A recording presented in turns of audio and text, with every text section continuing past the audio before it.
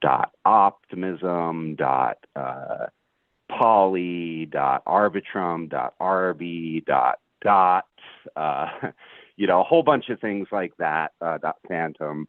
And then as we dove deeper and deeper into this, what we discovered were that there were a few companies that were doing that kind of service where they provide this type of protocol to blockchains as a service or to DAOs as a service. Another very early protocol is called Handshake, and that was built around the Bitcoin ecosystem. Never really went anywhere. I actually got some of their tokens back in the day, through the airdrop. But it's one of those wallets. I don't even know where it is at this point. I'd be hard pressed to find it or do anything with it. But there's a couple of different companies, like Punk Domains is one of them, that provides a lot of kind of domains to different chains. So they're behind .rb, .arbitrum, .gnosis, .xdai, .op, .optimism, .wagmi, we're going to make it, and then there's Space ID is another player in the space, and they're kind of like somewhere between an aggregator and a protocol as a service. So they provide just pulling up my notes here real quick. They provide the Arbitrum and BNB TLDs and a couple of others. They're probably, as we started talking to people at different conferences about this idea, they were the one that came up most often. So they're probably the most well-known player in the multi-chain space. But all of these protocols, for the most part, are very, very rudimentary. They either take an approach of lease a domain, similar to traditional domains where you have to pay every year, or they take the approach of you buy this once and you have it forever. Very few of them are trying to do much beyond that, as far as we can tell. I did take a look as I was prepping for this call at Punk Domains, and now they have a Powered by Alchemy logo on their website. So I think possibly they are maybe being acquired or they've been invested in, but I'm not sure exactly what that's about. But they have changed their website to be a little bit more corporate since I first looked at it. And generally, these services are trying to figure out where their fit is. With the exception of ENS, I did not find anything that was actually a replacement for the existing domain name system. So I think they're probably the only players in the space that are trying to meaningfully decentralize domain names. SSDD, do you want to step in? Yeah, absolutely. I just want to mention real quick over there that very recently Alchemy had like a hackathon, and I think it was called Amplify, and Punk Domains were like a participant in that, and that's kind of how they came closer to the Alchemy movement, and that's how that worked. I can drop a link. This is the right place to chat for that. It just gives some context about that.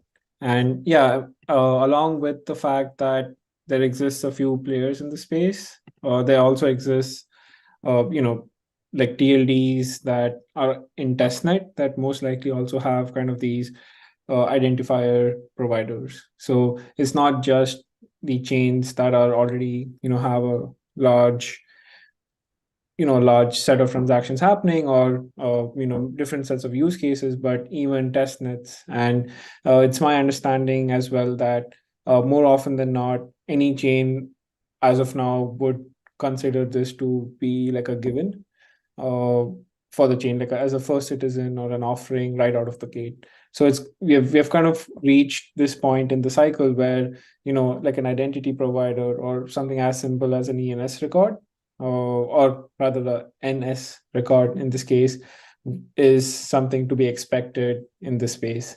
And given that there are so many turnkey solutions, it further exacerbates the fact that they're trying to some of them are rebuilding the wheel, some of them are trying to figure out, what they can do differently. So yeah, it's a very interesting space, but yet very nascent. And I understood Handshake was quite a bit more ambitious, that they were actually trying to do something more similar to what Tommy is doing in terms of creating an alternative internet. Is that what was going on there? And do you know anything about why they didn't succeed? I think so, and there's also another project called W3N.ID, which I think is also trying to do something similar to that.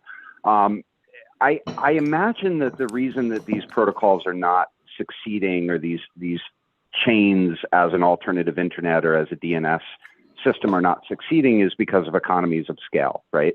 If you want to replace the way that the internet works, you're going to need to get a large number of the people who use the internet to use this system. And all of these projects so far are approaching this from a very blockchain ecocentric way. And most of the people who use the internet, unfortunately, are not using blockchain. And if they're aware of it, they've probably heard about NFT scams or how FTX stole their grandma's money or something. So, I do think that in general, we as a space need to do a lot better interfacing with the real world and giving people a product that's familiar to them so that they can make that transition a little bit more seamlessly. The product that we were looking to build would have incorporated traditional domains and blockchain domains and allowed you to pay for them by credit card and either take them as a self-owned asset or as a custodied asset that the platform would hold on to. And that was actually one of the other challenges that we encountered pretty quickly. Was from a legal perspective, there were a lot of question marks around how is an NFT that represents a domain name going to be classified, and what type of regulation are we going to encounter? So that kind of brought in a lot of the research points that we were looking for, and informed a lot of the research points that we were looking at, but it also informed the level of maturity of the space and whether or not this is something that people would want. And on balance, I think we decided that the appetite for this from normal people, coupled with the legal and regulatory risk, was going to actually be a challenge that's more on the scale of what you guys are attempting to do with TommyDAO. And that's what interested me so much when we started talking at MetaFest, was the grand vision of that. And I think only a grand vision can succeed at something like this. Well, we definitely have a grand vision. I mean, that's going on for sure.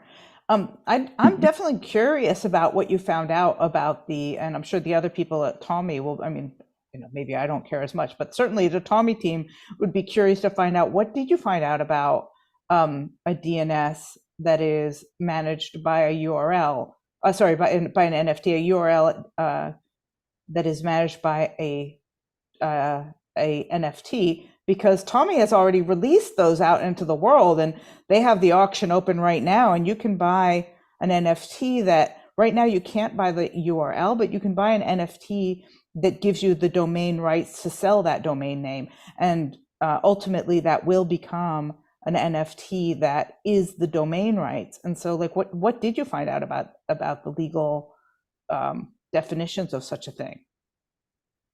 So we talked to a lawyer who's pretty up there in the space, and has worked with different protocols and centralized exchanges, and what we were told is that there's a lot of clarity that's lacking if you want to provide a custodied product, which we did want to provide, kind of like a Web 2.5 almost, right? The idea of something in between blockchain and traditional web services. And so for us, the second that we started talking about NFTs and tokenizing the domains and then holding them on behalf of the user, it got extremely complex from a legal perspective and a regulatory perspective, and complex in a way that you're standing in the middle of, an endless fog and you have no idea where you are kind of complex. So that's one of the things that caused us to sort of step back and say, this is not as easy of a lift as we thought it was going to be. Now, when we started talking about the fully Web3 approach, where the customer was going to own their own NFT and we weren't going to be holding it on their behalf, that kind of calmed everybody's nerves. So that sort of was the issue, is this still lack of regulatory clarity in classifying different types of tokens and what sort of responsibilities service providers have when interacting with a token that is at least theoretically owned or custodied on behalf of the user. Okay. That makes sense. I mean, Tommy's vision is not necessarily for it's kind of, it's not limited to, maybe the US market. And certainly originally the Tommy vision was about markets where there really are restrictions on the internet use. And so the idea is to use a fully Web3, purchase mechanism for everything, and to keep that in everybody's self-custodial wallets, because the whole idea of privacy behind that, and the whole idea of using it in a way that would allow you to have free speech in places where free speech may be restricted is an important part of that. And I kind of never say this out, nobody ever says this out loud, but it's sort of like, well, in a place where free speech is illegal, we want to create free speech. So kind of by definition, you're saying, well, we're actually not concerned about the legal aspect as much as we're concerned about the free speech aspect. In other words, this is more of something like, we're looking at universal human rights before the legalities of particular countries. So I think it's kind of an interesting, interesting approach in some ways that Tommy is taking to this. I mean, nobody's ever said that explicitly, but I think that implicitly, when you say, look, we're going to create a free speech platform, what's implicit in that is we're going to give free speech even where it's not allowed. And so that's a really interesting, it's maybe a different legal approach than some other projects are taking. I think that's an interesting point, is the intersection of legality, freedoms, and mass adoption, really, right? Because when you deal with any sort of system that is designed to solve a problem that is unaddressable inside of the legal framework of whatever jurisdiction you're talking about, you naturally limit your audience to only the people who are willing to take that risk. And that's, I think, something, you offered us a chance to plug what we're working on. That's something that I've been dealing with a lot and working with a lot. And some of the most interesting conversations I had at MetaFest were actually with people who are more on the crypto anarchist side of the coin. I for one think that we need to interface with governments. We need to interface with the traditional system if we're going to reach mass adoption. Most people are not interested in dealing with something that is quasi-legal or illegal. And even further, they may have advisors that, even if they're inclined to do that, will tell them not to. A good example is a family member of mine is a financial advisor, and when he requested of his compliance officer the ability to do a little bit of crypto trading, and this was maybe 4 years ago, right? So this was a little while ago, but the compliance officer said not only should he not trade crypto, but he should probably never speak to me ever again in order to remain compliant and fully above board legally. So naturally, he got a new compliance officer, but the issue is that's a good illustration, I think, and something I like to go back to whenever I talk about this with groups of people who are interested in blockchain tech, and particularly groups of people who are coming from the perspective of the blockchain. we are a very, very, very small industry. And if we're going to meaningfully disrupt the traditional world, there's going to have to be a point where we cross over into the traditional world and we interface with people in the traditional world, which is going to require some form of lobbying, some form of legislation, some sort of transparency in what we're doing financially, when something is a financial transaction, when something's an investment transaction, and when something is a just utility transaction, like I would view anything related to domain names to be. So we actually wound up pivoting and going from this aggregation of domain names into the world of bookkeeping and building a blockchain bookkeeping platform designed specifically to allow people who are looking to kind of open their books to a government agency, particularly the IRS, to do so in a way that the IRS understands, in a way that accountants understand. And I think this is something that's very, very important for anybody who's looking to build something at scale, something that relies on economies of scale within this space. You're going to need to interface at least with the traditional system. Wow, that's a very different perspective than some of the people in the space, and certainly I think Tommy's kind of going in a different direction, and I think that also when you're talking about, I think one of the basic conflicts, and maybe we shouldn't go down this rabbit hole because it's not relevant to our topic, but is that blockchain is intrinsically international, and the authorities that you're talking about are intrinsically national authorities, and but are they? I mean, here's the thing, like we think of authorities as national authorities, but in reality, when you look at groups like Five Eyes or like FISA or the International Bank of Settlements, for instance, like these are extrajudicial collaborations and almost arguably very effective decentralized organizations in the real world, which I know is not a very pleasant thing to say or in line with the thinking of most of the people in the space. But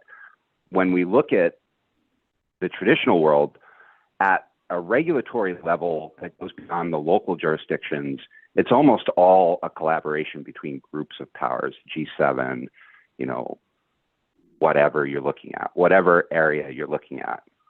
For the most part, it's collaboration, intelligence sharing, tax evasion sharing, regulation, suggestions that go from one government to another, or that, a smaller government adopts in order to please a larger government, even though the larger government hasn't adopted those regulations themselves yet. These types of things are happening all the time. So if we think of ourselves as one of these organizations that lives above or to the side of, however you visualize it, governments, national governments, local governments, then there is an opportunity here to interface with the existing world without having to interface with every single senator or politician that doesn't like you. That is really an interesting perspective.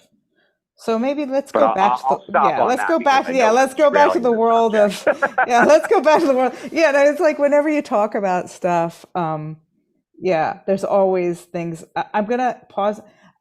Moritz, do you have questions you want to ask? Because I do have a list of questions, but I kind of wanted to check in with you and see if you have something you were thinking of asking or.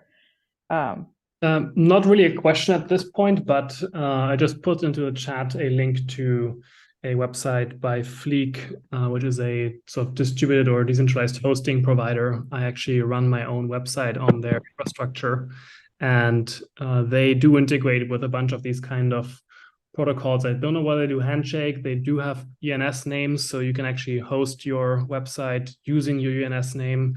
And then on IPFS, also centralized providers. So there are like players in the space who are attempting to make the integration of these protocols or infrastructures into the wider sort of web easy and user friendly. And so I think there is interest and demand for it. But I think our presenters are right.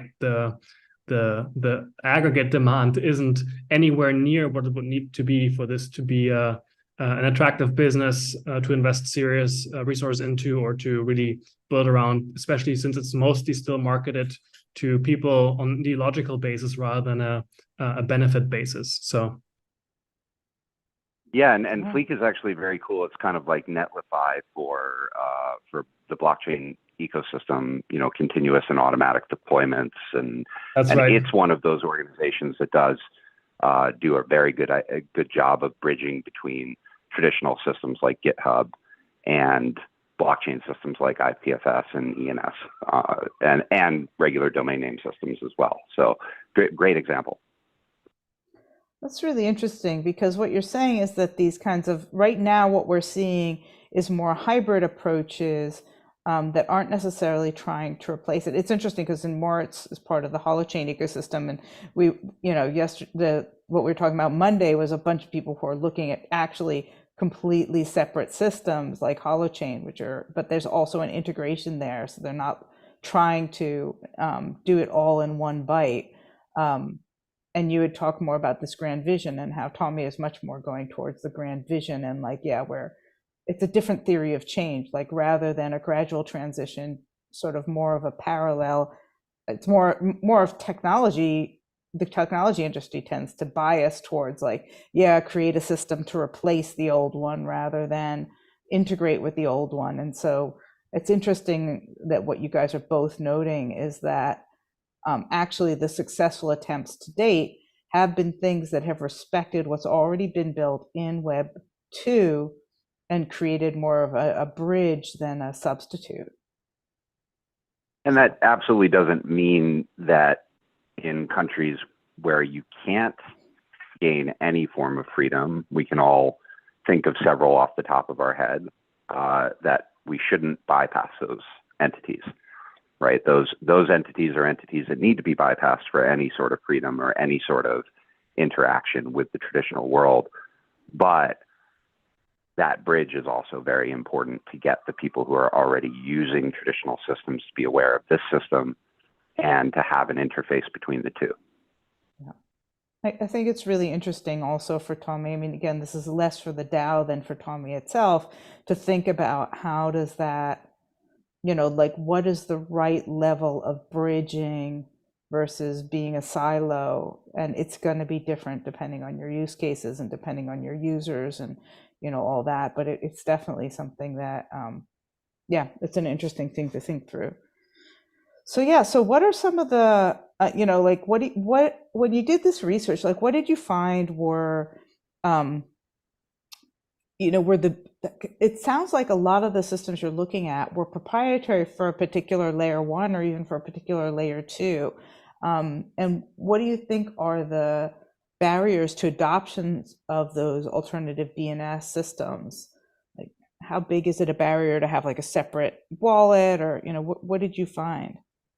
Oh, well, I can take a first pass at this one actually, because some of the research I did kind of was around the accessibility of these services. So I think at a first pass, you know, some of the lesser known chains, for example, like Moonbird or whatever, one of the main issues over here was the fact that it was just a bad experience getting to it, right? Like, because I'm someone who has used these protocols in the past, and, you know, I have this experience with me, like you know, if something crashes when you're in this process, you kind of, you know where you're at, and you know what needs to be fed where in the process, like setting up the record, for example, so on and so forth.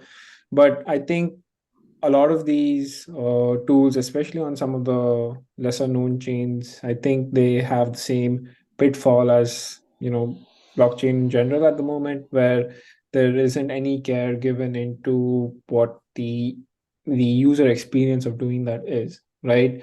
And yes, presumably someone who's using this is an advanced user, right? But in that, I think it kind of defeats the purpose, because if you want someone to kind of set up like a identity pass for them, where, you know, if they buy an NFT, now, you know, they can just kind of use that as like the say it's like .tommy, for example, right? Like if I was to use ssdd.tommy, like for me to set that up, it should be relatively turnkey, because like that would create a better seamless experience, and would uh, like have that positive effect where for the first time, like I could wouldn't have to look at a random set of numbers and be worried about am I sending crypto to the right account or whatever. So in my experience going through these chains, one of the first things I noticed was a lot of these chains, they kind of use the same kind of underlying setup of the website, which means that they have common pitfalls, like they don't reload properly, for example, or whatever. And the second issue was the fact that there was no degree of any level of support. For example, like the communities were dead, and like maybe the creators of this protocol just moved on or whatever, like if it wasn't working for whatever exam or for whatever reason. And the third thing that I found was there was very unclear kind of guidelines on the, like if I was to get this NFT, is it like a lease on the domain, or can I now list it again, or like what is it, right? And even when I'm kind of going through the flow of this, like is this a recurring payment that I need to do, or is this a one-time thing? So just like very simple kind of safety net questions that a user would have, I found that a lot of these chains didn't do well. And I mean, it's understandable, because I think that wasn't a concern for when they were building it. But if you want an identity service to be well known, it's kind of important that this is also taken care of. And to that end, I think Space ID does a good job, because they have a functioning website. So does Unstoppable Domains. They also do a pretty decent job. They have a very slick website. They have support. Just kind of very simple, basic things. Yeah, that makes a lot of sense. And then, like, yeah, I mean, in terms of that, do you think it makes sense to have a dedicated marketplace? Because right now, that's one of the things. Tommy does have an auction site this year. I mean, and then, the management, because I'm thinking about, okay, what if there's a marketplace? What are the management functions of that? And what are the, like you were asking these basic questions, like what about domain disputes? Like, are those things that you think need to be managed inside of these systems, or do you think people are okay with the rules of the game? Like, look, it's an NFT, you buy it, it's always an open market, and it's 100% capitalist, and whoever pays is the person who gets it. How do you think people are viewing that kind of thing, and what types of functions do you think that in addition to, of course, customer service, as you mentioned, like what kinds of functionalities need to be built in terms of how to manage and govern this type of service? I think that's a fair question, and I think the answer kind of lies somewhere in between. I think to the extent that NFTs exist, I think having a fairly low barrier marketplace makes sense. Where if it's an NFT, you buy it, you own it, right? It's as simple as that. That being said, maybe like a Gitter, for example, where you can just ask questions, and there's some semblance of there are other people who have listed it, and you can talk. I think that's important when it comes to the functionality, or perhaps some kind of court of reviewal for any sort of dispute. I think that's kind of baked into the chain. I mean, in general, I would like to think that since a blockchain transaction is atomic, like if I was to do a transfer to this wallet, they own it, right?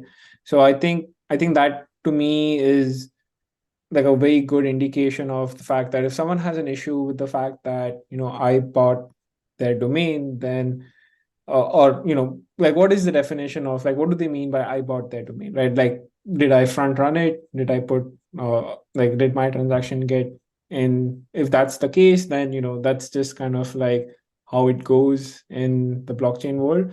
But I think, and having a marketplace where that person could list it, and presumably the person who was denied the opportunity to buy their very nice domain, they could come in and then, fill that auction. So in terms of there being a community and there being a marketplace, I think a marketplace is very fair.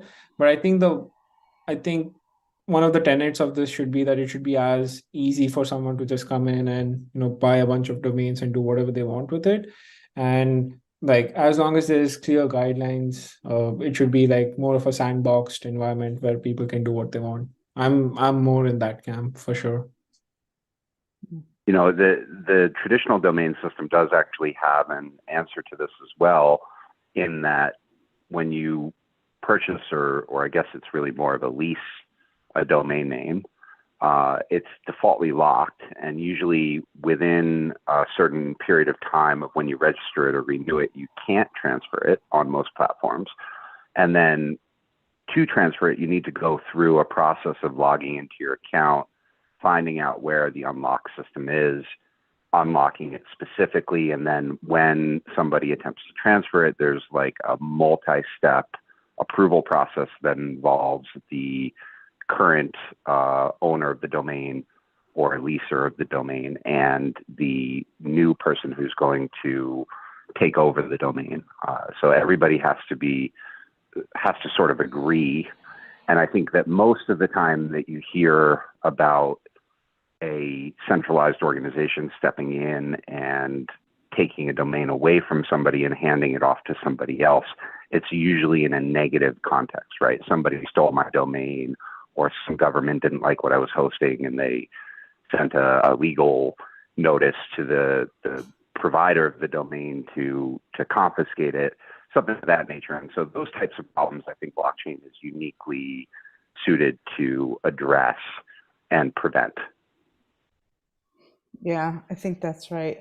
It's interesting because one of the other things that's the way that, so in the current system, like you kind of think of a domain squatter as somebody you don't want around because they're just taking up domains and then selling them on the open market. But in the context of NFTs, those are, collectors. Those are also the financial backbone of what you're doing. Those are the people who are, we live in the blockchain world is very much a speculatory market. It's about speculation. And so if you've done a good job of speculating on which domain names are going to have a high market value, that's looked as a positive service to the ecosystem. So how do you guys think about, what we would call domain squatters in Web 2 as a positive contribution to the ecosystem? Or like how do you guys think about that? I think in general it's reasonably positive. Those people are effectively, or more accurately, those organizations, they're effectively providing a real pricing mechanism. So if somebody purchases a domain for $10 or something, but somebody else is willing to pay $75,000 for that same domain, then really it's a lost opportunity to the registrar, to the originating organization. And an NFT marketplace or something of that nature that can provide a fee back to that original registrar or to the original registrant is a really great way to democratize that value accrual and make sure that it's not going entirely to speculators. So I do think that that's a place where we have an advantage as an ecosystem over the traditional system. But I don't think the underlying concern of somebody squatting a domain is necessarily a bad thing. It's more of a market forces concern. That makes sense. So what are some of the things that Tommy could learn from some of the other domain provider or name servers that you guys researched? What are some of the positive things that you saw that would be things that Tommy could adopt? And what are some of the lessons that they should be careful to not do? Speaking of positives that some of these these systems provided, I think just the fact that they leverage kind of known blockchain technology, right? And uh, just some of them were very easy to use and also very relatively inexpensive, right? So while that is much harder to dial down, it depends on the tokenomics and the pricing and all that, which is really hard to nail in general. But even for like a service, that's hard in general. So, but the point here is that they were very relatively inexpensive, very simple to operate, and as long as you kind of anyone who's coming in to buy a name service is kind of expecting some version of an NFT, and then kind of using that to set up a reverse record or kind of like that. So if kind of there does already exist a standard, right? And ENS has done a very good job of kind of outlining that playbook. So anything along those lines where uh, the initial build of that kind of resembles that flow would be super easy for someone to come in and kind of have an experience getting DNS on TommyNet, right? So that would be one thing. And the second thing would be here is that there's definitely add-ons to this, right? Like if you were to use account abstraction or something like that, for example, the easier you can get someone to kind of use their existing social logins, for example, or whatever else you can do to kind of reduce the friction for someone to set that up. I'm sure Tommy has its own wallet as well, but the as seamless as that experience can be, it's better because the ones that stand out for me particularly had really good UI.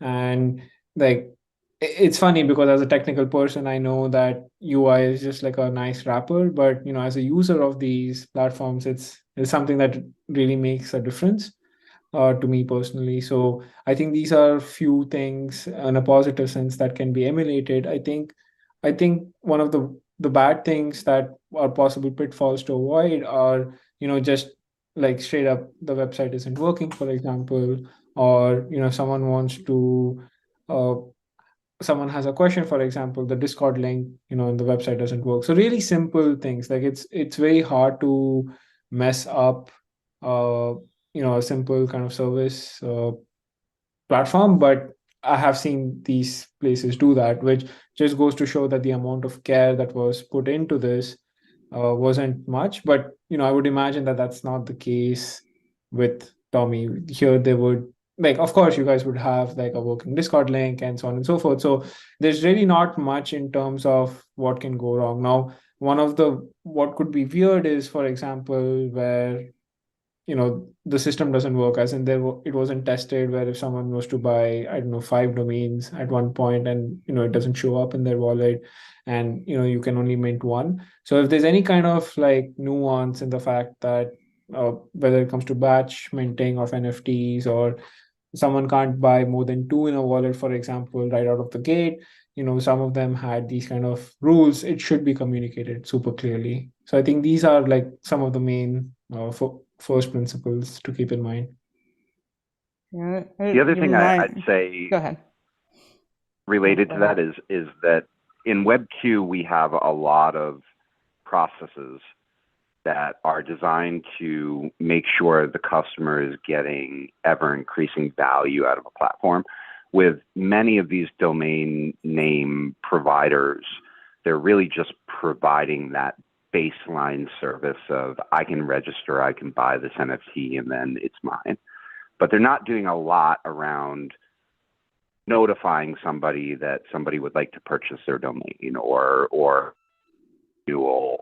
that one of the records is no longer resolving correctly, or pick any number of the different services that a traditional domain name provider would have. Those are all designed to keep the customer engaged and keep the customer happy with the platform and solve their problems. And I think that that's one thing in blockchain that many of our protocols don't do very well. We build the initial version of the protocol, we put it out there, and then we say, okay, everybody can use it. And then everybody around it starts speculating on the tokens or whatever they're doing, right? Which has nothing to do with the function of the protocol or the function of the domain that they've purchased, and have everything to do with how can I extract the maximum value for myself. And that's something that I would recommend Tommy be very careful to avoid. The value, this thing's going to go up, the number go up dynamic, and instead focus on more of a Web 2 type product where you're providing not just a really great website, not just a really great UX, but also an ever expanding product that's developing and satisfying the new concerns of a user today versus maybe the concerns that a user had when domain names were initially launched back in the 80s.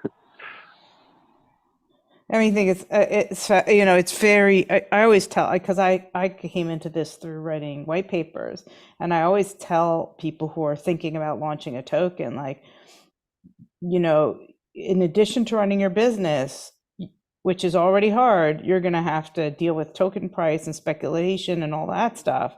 And, you know, are you prepared to kind of be running a second business simultaneously, which is, you know, whatever, your whole Reddit community? Because, yeah, you can get very easily sucked into the token price instead of building the product. And I think that that's definitely a really fair warning that you're saying. But yeah, I mean, that's right. And that the people who care about that token price are just one segment of your market, and they're really the least sticky segment of your market, right? The sticky segment of your market are the people who are buying it for utility and are going to use it and want it for that utility, not for the profit. Yeah. Yeah, absolutely. But the thing about all that basic stuff that SSDD was saying is, like, I used to work in marketing, and whenever I would join as, you know, whatever it was, the director of marketing or something, the first thing I would do is I would go to companies' websites. I usually worked in the startup world, so these weren't necessarily established companies, but this even happened in pretty established companies. And I would call the phone number on the website to see if anybody answered. And I almost never joined a company where anyone answered that phone. It's like amazing. So it is amazing how, like, those little things that you're like, yeah, how could you get that wrong? People get them wrong all the time. So yeah. So another question I had was, have you seen any attempts to cooperate? Because, you know, here I am, I actually have quite a few websites. I have a number of domain names.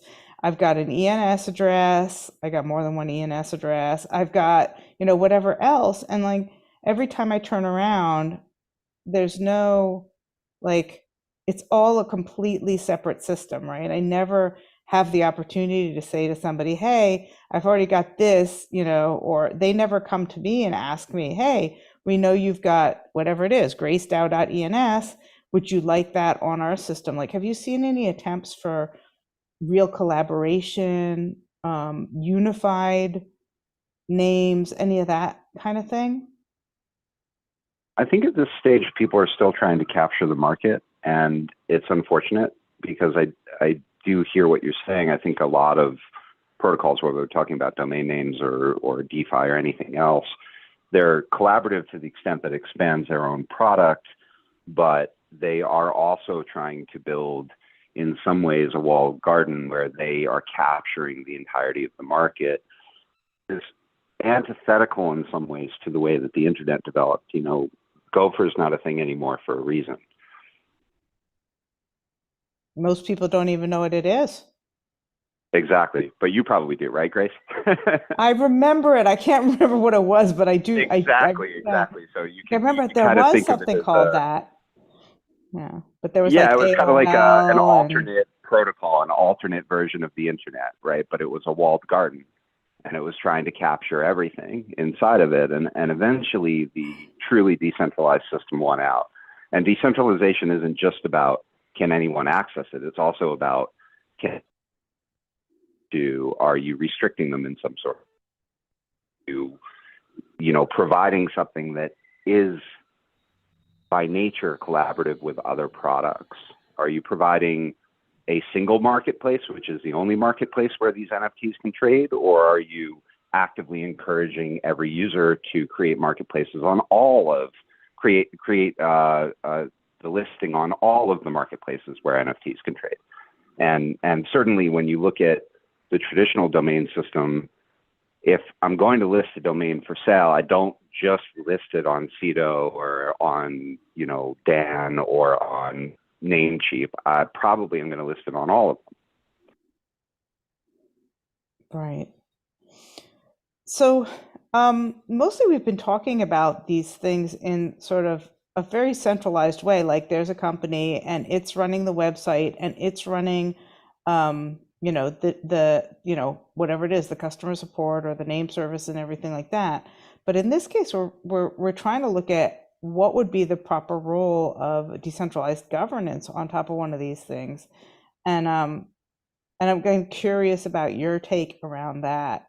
Like, because ultimately it's starting out centralized, but ultimately there's really a need to decentralize also the ownership of this, because everything from, you know, how should we price these names and how should we deal with domain disputes, we really want that to go through the human beings who are the users of the system at Tommy, and this is about creating specifications. So do you have any thoughts about that? Like what aspects really do need to be centralized? What aspects should be governed by the DAO? I mean, the immediate thing that we've put in the specification is that the funding for the money that comes in from the domain names should go directly into this DAO, so that the DAO has already aligned its interests with, you know, like with its source of income. There's a source of income built into this DAO, which isn't the way many DAOs are created. And that's where your budget is from. So you've automatically aligned that. Like, how do you think about the different types of services that this, you know, that the domain server or the name server is going to need to provide? And where do you see potential for decentralizing the governance of that? Well, there's actually a corollary in DNS. VeriSign was the original issuer of .com, .org, .net, I think. I'm a little fuzzy on my history here. This was decades and decades ago, but they handed it off to a nonprofit organization that was a collaborative organization based in multiple different countries and with representatives from multiple different companies. And I think that's something that does need to happen in order for something to be truly decentralized, because if a product is controlled fully by a DAO, is it decentralized from a corporate perspective? Sure, maybe a little bit more than a traditional corporation like GoDaddy or VeriSign, but is it decentralized from a user perspective, from a systems perspective, from a network perspective? Probably not. And that's something that I think needs to be maybe addressed in maybe more the DAO space than anything else, honestly. But we can take lessons from the way that the internet developed. There was a very active intent to keep it decentralized and to resist anything that caused one company to control it. And even when companies controlled it, the companies ceded control as soon as the economies of scale allowed for efficiency and decentralization simultaneously. So I think that is history that we should be looking at from a overall perspective, strategy perspective. From a customer perspective, there's any number of different playbooks for this. My personal favorite is the lean startup.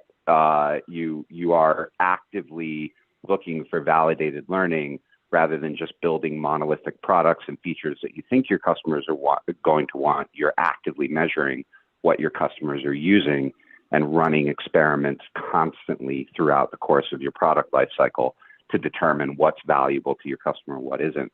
Because the interesting thing that we know from the Web 2 world and from, I'm sure, many industries before it, is that the customer actually doesn't really know what they want. They know what they think they want. But if you've got something truly innovative, they're not going to be able to tell you that they want it until you show it to them. It's interesting because I tend to not think of that kind of dichotomy between the customer and like, because when I think about a DAO, it's just like there's kind of an extractive feel about like, okay, you're the customer of this thing. Whereas in the DAO space, I tend to think of that more like you're a participant in the network. We even call them, like Tommy calls them Tommyzins, like citizens. Like you're actually, if you're running a website on the TommyNet, then you should have a say in how the TommyNet governs websites. You should have a say, even at the protocol level if you want, because you're more like a citizen than a customer. So it's a very different perspective that we have. Well, that's a perfect example of us telling customers what they should want, right? It's our viewpoint as the developers of this ecosystem that the customers should want to engage and should want to control the ecosystem and have a say in the ecosystem. But I would argue that that's not necessarily true. There's a vast majority of customers out in the legacy world that don't want to have a say. They just want to have something that makes their life easier.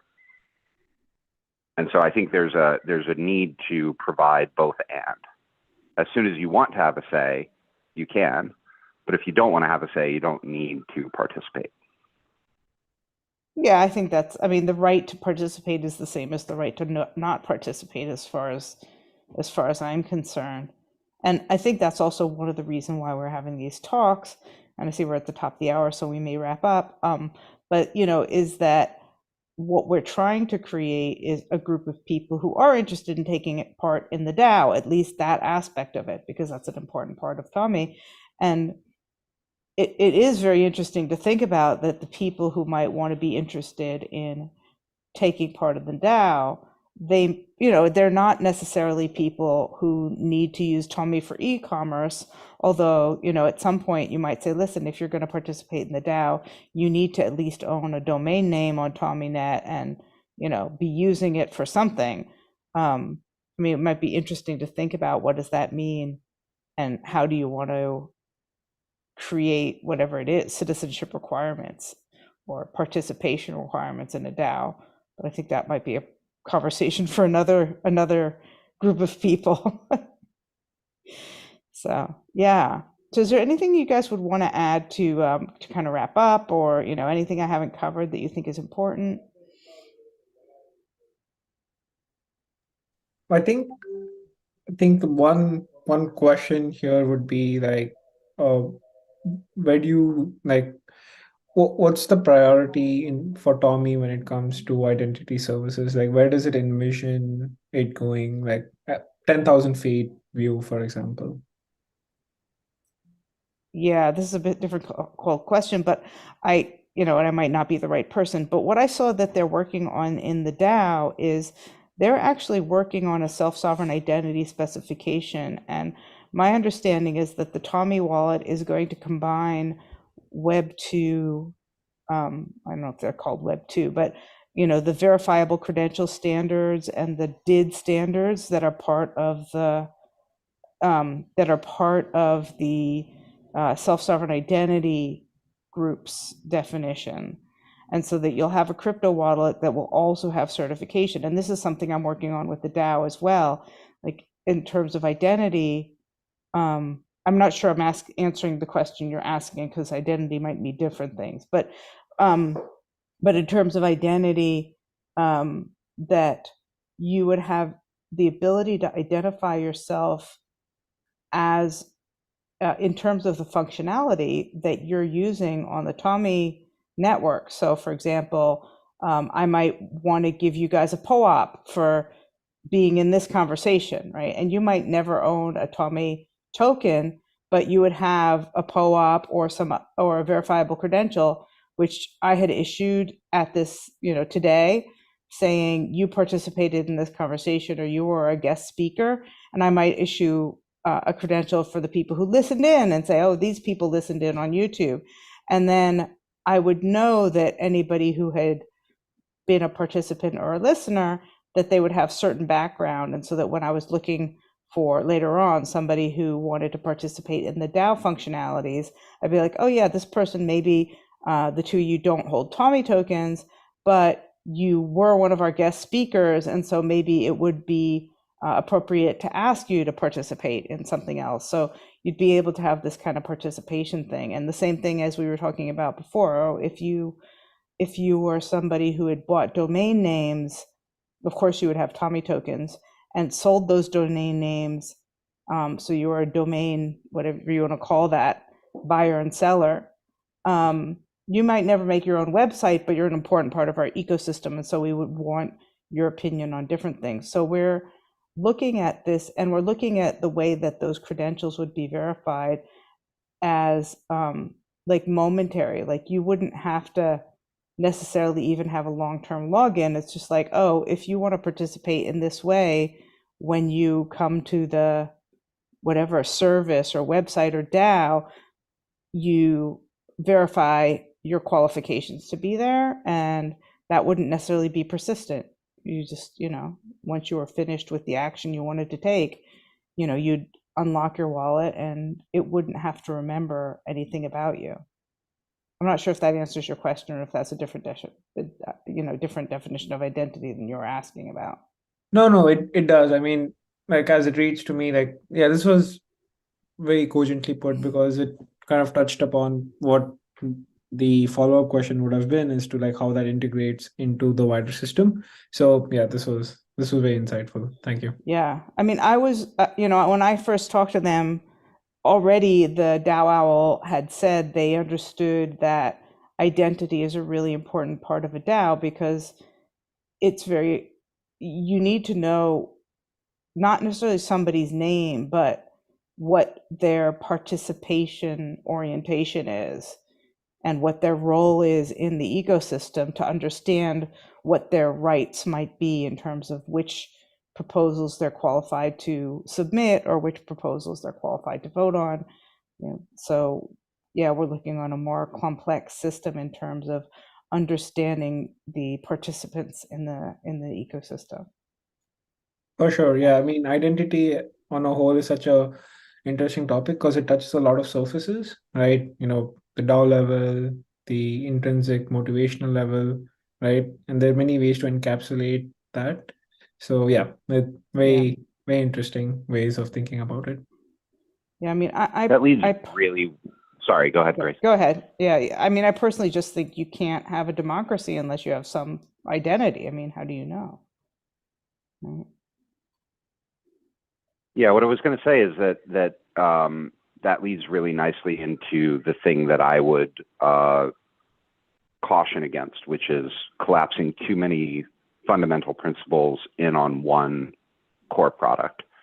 So the mistake that I think a lot of the existing ENS type providers in the space have made is that they're trying to provide domain names and identity solutions simultaneously.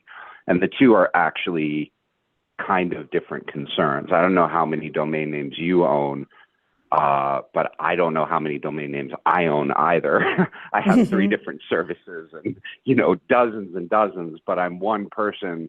Or, if you want to take the Citizens United definition of it, I'm maybe 12 people, right? But I certainly have more domain names than I have identities in the world. And so that would be what I would caution against is collapsing too many core fundamental principles within the goals of Tommy DAO in on one product, and really thinking of each of them as a core concern, and potentially, because they're separate core concerns, they may be separate products that, although linked, are not necessarily one-to-one. Yeah, I absolutely agree with that. I think, and that's, that's why I said I might not be the best person to talk about identity, because they've hired a company, I think it's called Walt ID, and they're based out of Austria, and they've been working on the European self-sovereign identity standards. So they actually even chose somebody who's not me, thank goodness, because I am not an identity expert, to do that. And for sure. I mean, even some of the domain names I own, actually, my daughter is now, she's like, do you own my domain name? And I'm like, yeah, there was a point when she was young and I'm like, you know what, I'm going to buy her name because, we'll want that one day. And so, there's definitely a difference between my identity and that domain name. That's somebody else's identity who I happened to have given birth to her. So I felt I needed to buy her domain name. That's, okay, maybe that's a really geeky thing to do. And a brilliant, explanation of good squatting, right? Good squatting. You're squatting a domain for very good reasons. Yeah. And it's true also, like there may be people who, and of course we're thinking about that too. And I know that in the DAO, they sent me the original specifications, and they have the ability to block a domain name because it's been, it's violated the guidelines. And also to block a wallet, because it's certainly feasible that somebody would buy up all of the, most violent, horrific domain names and, be using them systematically. And if you find out that somebody's violating the community guidelines in that way, you could block the entire wallet. And again, that's another example of how an identity and a wallet and a domain name, those are three different things. Those are all three separate things. You can't treat them. And like I'll float this. I would absolutely love to be part of another conversation, if you want to have it, discussing governance, customer service, clawbacks, these types of concerns, and how they could potentially be integrated into a decentralized ecosystem. Because as much as we might hate it that our domain name provider might claw back our domain, there are a couple, not very many, but a couple of good reasons that they may want to do that. And any responsible provider of this type of service would need to have some sort of mechanism in place to allow for that as well. Apologies to all of the crypto anarchists that may be listening to this. That's like a real can of worms. I mean, it's like, hey, but I bought this NFT. Yeah. Right, and that's sort of the friction point between even just using NFTs as the representation of domain names is in and of itself potentially, not necessarily, but potentially collapsing two concepts. Wow. That is definitely worthy of another conversation. That might be something that I know that like in the future, we'll be having you for one of the AMAs. That might be a great conversation to have on an AMA. I'm sure that the Hollow would love to talk to you about that. I'm sure that the Hollow is so glad now. He's probably listening and thinking, boy, Grace really stuck me with the hard conversation this time, didn't she? So there you go. Well, Awesome. honored if that's the view, but yes, we have to think about all of these things in order to build competitive products, and we can't kid ourselves. We're not competing with ENS. We're not competing with Web3. We're competing with Web2. Yeah, I think that's very true. That's very true. We're trying to create. I mean, certainly in Tommy's case, that's what there's. That's explicitly said. Like this is going to be a better web. So, yeah, that's certainly an explicit thing. I'm going to look at the live chat and see if there's any YouTube questions. I don't see any questions there. So, yeah, maybe if you have any last words, or any place that you recommend people to find you, or you want to plug for, maybe wrap it up, and maybe Moritz, if you want to say anything. So,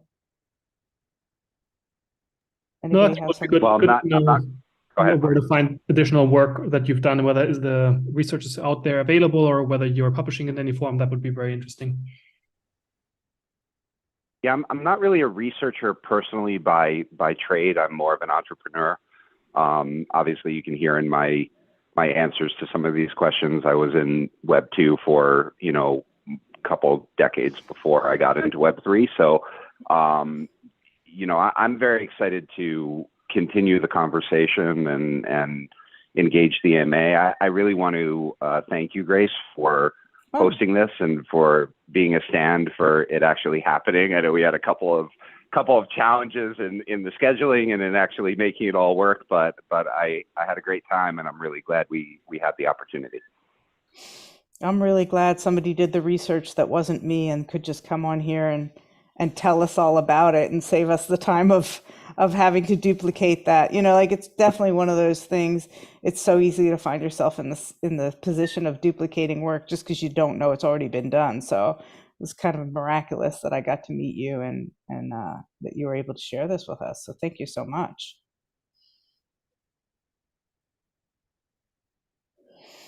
And My pleasure. Yeah, I want to just echo what Dan said, that thank you for having us. And I did some of the research as well, helping Dan on this, and it was very interesting, and I'm happy that it got some oxygen to be shared, right? Because when I was piecing that, I literally thought I would not have to see this again, right? Because there's no one doing anything in this space anymore except just making more ENS clones. So I'm happy someone's taking a pass at it from a different perspective, and we could share some of that. Yeah, I mean, yeah, of course. I mean, because you decided to go on with a totally different project, you must have thought, oh, wow, that was a waste. And now it turns out not to be a waste. So look at that. Look at us upcyclers here. Exactly. Upcycling. Sharing information, that's helpful. That's pretty good. Well, and we have MetaFest to thank for it. So that was a really good sponsorship that Tommy did for us. All right. Well, thank you so much, everybody. And thanks for everybody listening out there in YouTube land. And and